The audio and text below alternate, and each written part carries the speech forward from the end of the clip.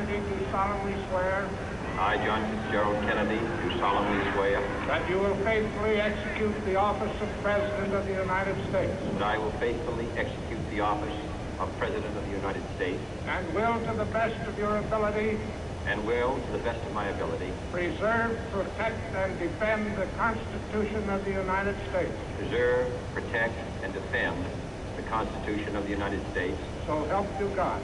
So help me God.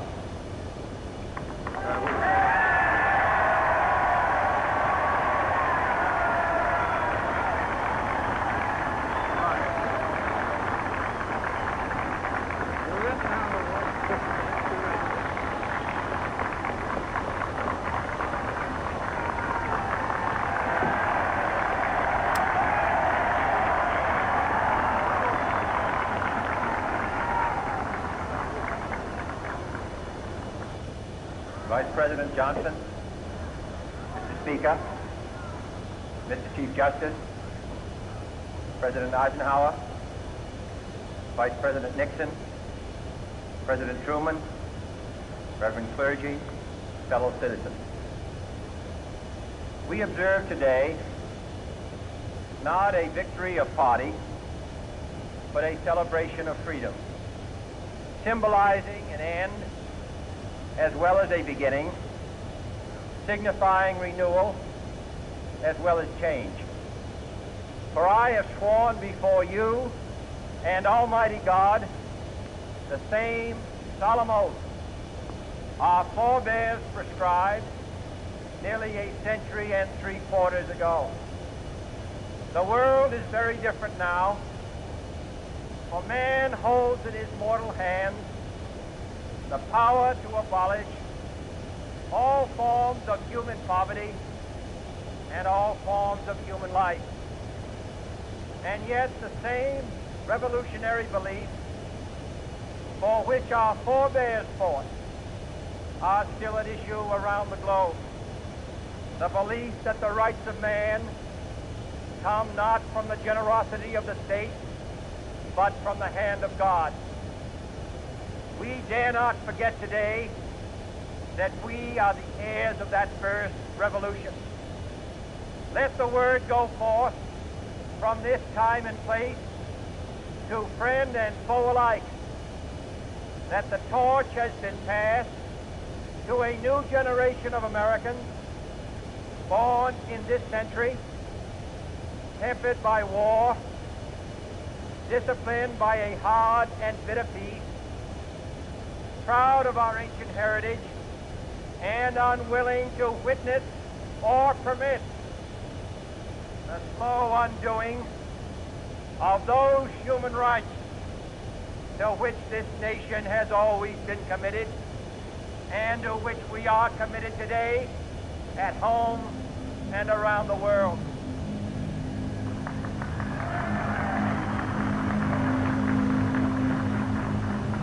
Let every nation know, whether it wishes us well or ill, that we shall pay any price, bear any burden, meet any hardship, support any friend, oppose any foe to assure the survival and the success of liberty.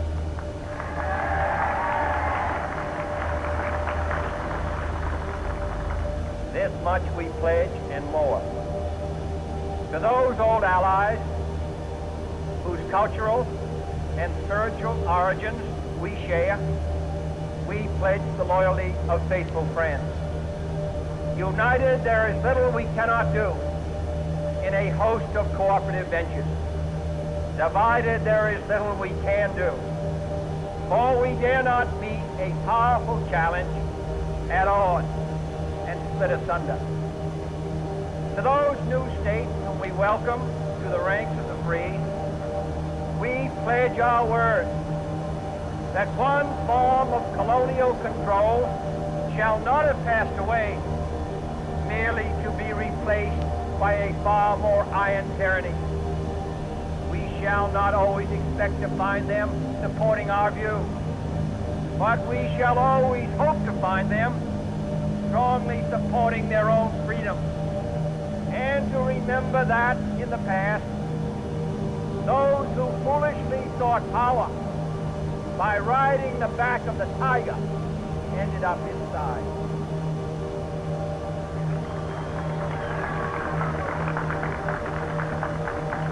To those people in the huts and villages of half the globe, struggling to break the bonds of mass misery, we pledge our best efforts to help them help themselves for whatever period is required, not because the communists may be doing it, not because we seek their votes, but because it is right.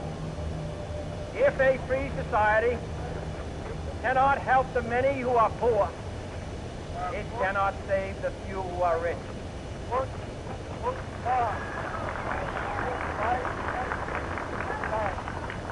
To our sister republics, south of our border, we offer a special pledge to convert our good words into good deeds, in a new alliance for progress, to assist free men and free government in casting off the chains of poverty.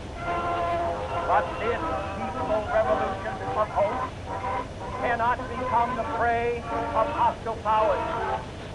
Let all our neighbors know that we shall join with them to oppose aggression or subversion anywhere in the Americas. And let every other power know that this hemisphere intends to remain the master of its own house.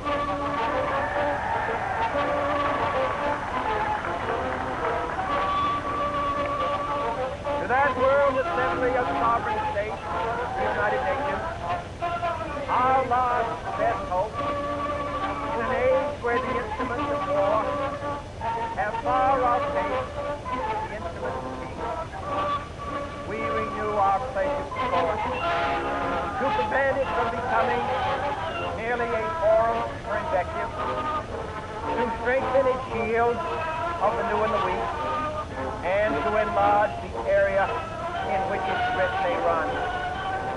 Finally, to those nations who would make themselves our adversaries, we offer not a pledge, but a request that both sides begin anew the quest for peace.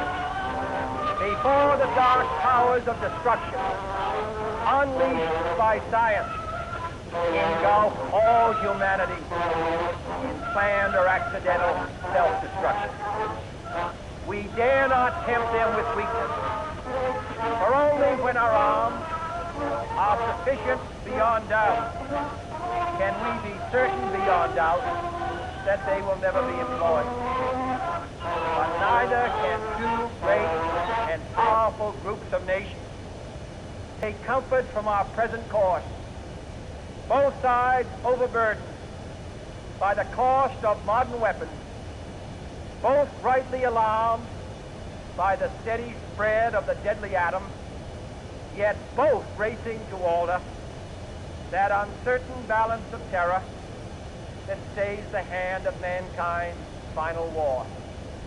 So let us begin anew, remembering on both sides that civility is not a sign of weakness, and sincerity is always subject to proof.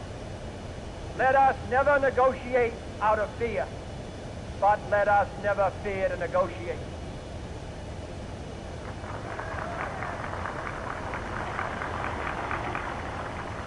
Let both sides explore what problems unite us, instead of belaboring those problems which divide us. Let both sides, for the first time, formulate serious and precise proposals for the inspection and control of arms, and bring the absolute power to destroy other nations under the absolute control of all nations.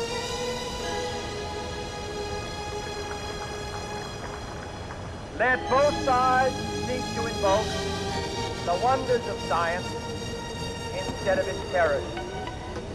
Together, let us explore the stars, conquer the desert, eradicate disease, tap the ocean depths, and encourage the arts and commerce. Let both sides unite to heed in all corners of the earth the command of Osea to undo the heavy burden and let the oppressed go free. And if a beachhead of cooperation may push back the jungle of suspicion, let both sides join in creating a new endeavor. Not a new balance of power, but a new world of law, where the strong are just, and the weak secure, and the peace preserved. All this will not be finished in the first 100 days, nor will it be finished in the first 1,000 days, nor in the life of this administration, nor even perhaps in our lifetime on this planet. But let us begin.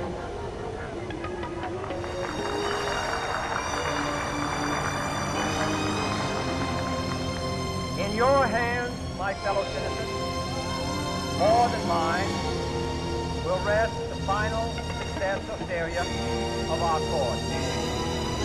Since this country was founded, each generation of Americans has been summoned to give testimony to its national loyalty. The graves of young Americans who answered the call to service surround the globe.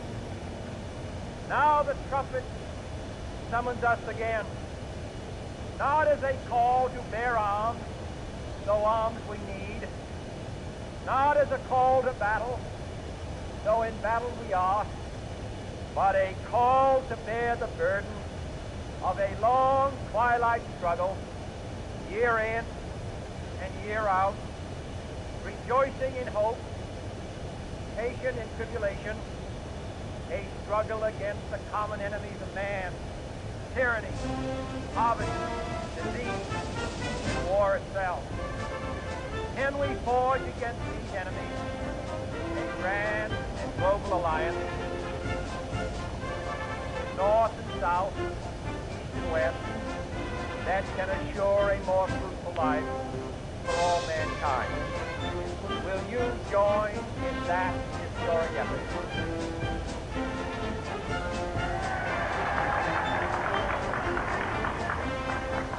In the long history of the world, only a few generations have been granted the role of defending freedom in its hour of maximum danger. I do not shrink from this responsibility. I welcome it.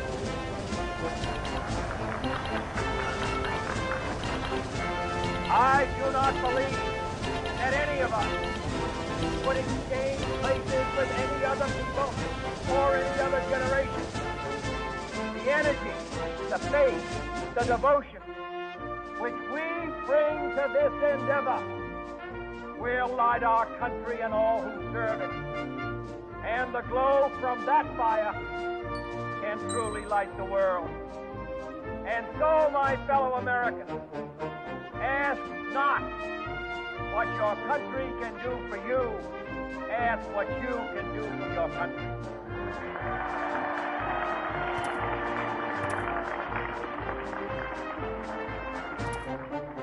My fellow citizens of the world, ask not what America will do for you, but what together we can do for the freedom of man.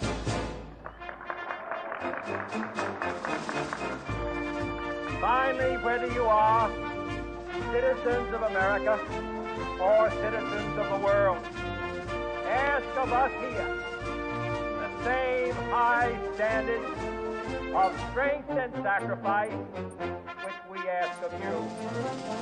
With a good conscience, our only sure reward, with history the final judge of our deeds, let us go forth to lead the land we love, asking his blessing and his help, but knowing that here on earth, God's work must truly be our own.